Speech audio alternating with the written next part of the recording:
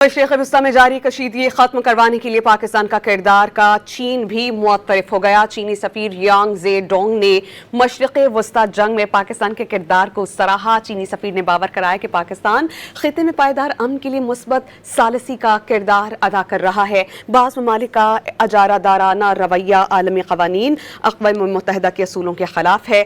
आलमी इदारों को मौजूदा सूरत हाल में फौरी और मुअस्सर किरदार अदा करने की ज़रूरत है। चीनी सफीर ने वाज़ेह है कि चीनी सदर शी जिनपिंग की ग्लोबल गवर्निंग तजवीज़ के मुताबिक मुनसिफाना आलमी निज़ाम वक्त की अहम ज़रूरत है। आलमी सतह पर मुश्किल हालात के बावजूद चीन और पाकिस्तान में तरक्की का अमल जारी है। मशरिक़ वस्ती में जारी कशीदगी ख़त्म कराने के लिए पाकिस्तान के किरदार को चीन भी सराह रहा है। चीनी सफ़ीर ने मशरिक़ वस्ती में पाकिस्तान के किरदार को सराहा है। पाकिस्तान खित्ते में पायदार अमन के लिए मुस्बत सालसी कर रहा है, ऐसा कहना था चीनी सफ़ीर का। उन्होंने कहा कि बाज़ ममालिक का रवैया आलमी क़वानीन और अक़वाम मुत्तहिदा के उसूलों के खिलाफ है।